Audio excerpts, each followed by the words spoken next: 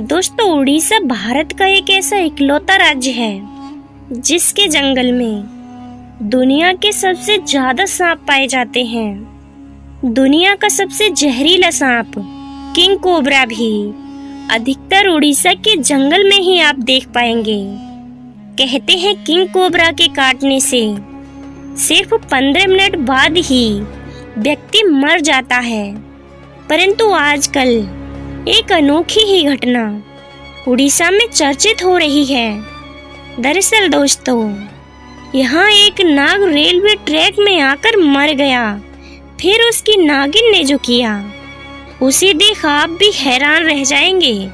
इस घटना को सुनाने से पहले जो भी महादेव के सच्चे भक्त हैं, कमेंट बॉक्स में हर हर महादेव अवश्य लिखें।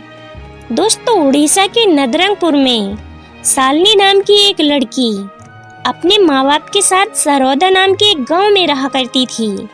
सालनी हर किसी की मदद के लिए हर समय तैयार रहती थी और किसी के भी साथ हो रहे अन्याय के खिलाफ विरोध करती। यही कारण था कि सालनी के उसके कॉलेज में उसके बहुत अच्छे दोस्त बन गए थे। एक बार बचपन में सालनी करीब 8 साल की थी। तब वो अपने आंगन में दूध पी रही थी, परंतु अचानक उसके हाथ से दूध का गिलास छूट गया और दूध जमीन पर बिखर गया।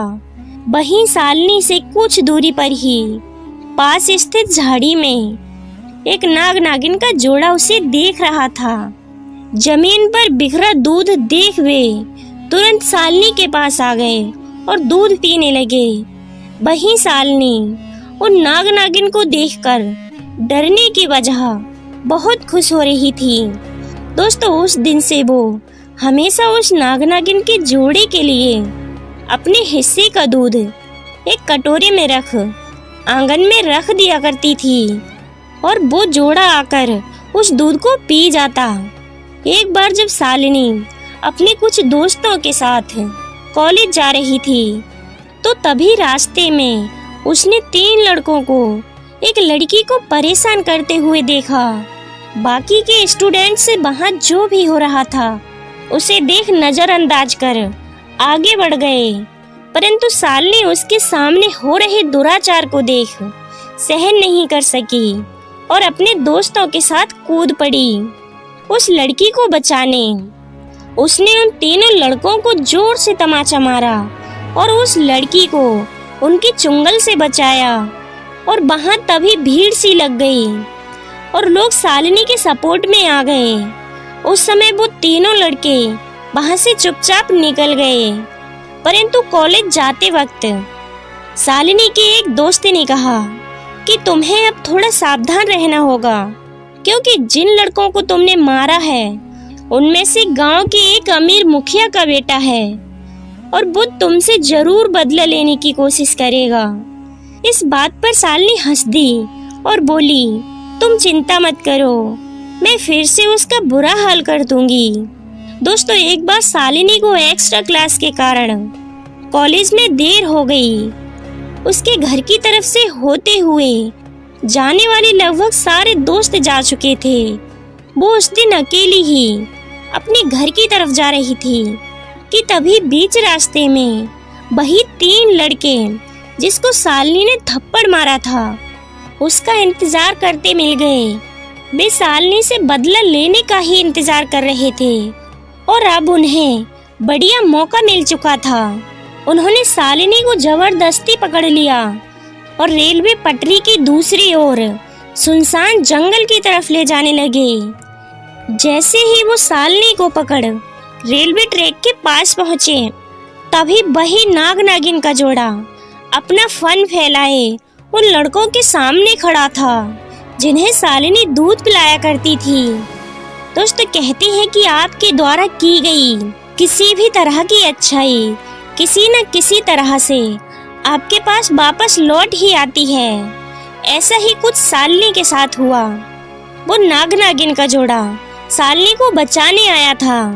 भयंकर फन फैलाए नाग नागिन के जोड़े को देख तीनों लड़के डर गए।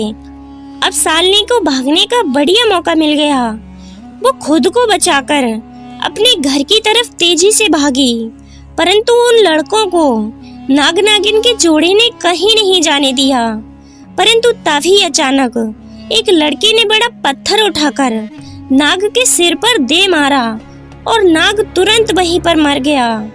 और फिर वो लड़के उस नागिन को मारने दौड़े तो नागिन ने जंगल की तरफ भागकर अपनी जान बचाई, परंतु वो तीनों लड़के गुस्से में थे।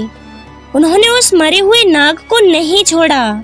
उन्होंने ट्रेन की पटरी पर नाग के शरीर को डालकर कुचलवा दिया। नागिन दूर झाड़ियों में से यह सब देख रही थी। नागिन बहुत गुस्से में थी। जब भी लड़के अपने घर जा रहे थे तो वो नागिन भी उनसे कुछ दूरी बनाकर उनका पीछा करने लगी। जब वो लड़के अपने घर जाकर रात में सो रहे थे तो नागिन ने चुपके से उन तीनों लड़कों को डस लिया और अपने नाग की मौत का बदला ले लिया। दोस्तों, इस तरह उस नाग ने खुद के प्राण देकर सालनी को बचा लिया। किसी ने बहुत सही कहा है, किसी भी जानवर से तुम प्यार करो तो उसमें इंसान से भी ज्यादा वफादारी आ जाती है। क्या आप इस बात से सहमत हैं? कमेंट बॉक्स में जरूर बताइएगा। दोस्तों, अगर आपको हमारा वीडियो अच्छा लगा हो तो वीडियो को एक लाइक जरूर करना। अगर अभी तक आपने हमारे चैनल को सब्सक्राइब नहीं किया है तो सब्सक्राइब भी अवश्य करना। धन्यवाद दोस्तों।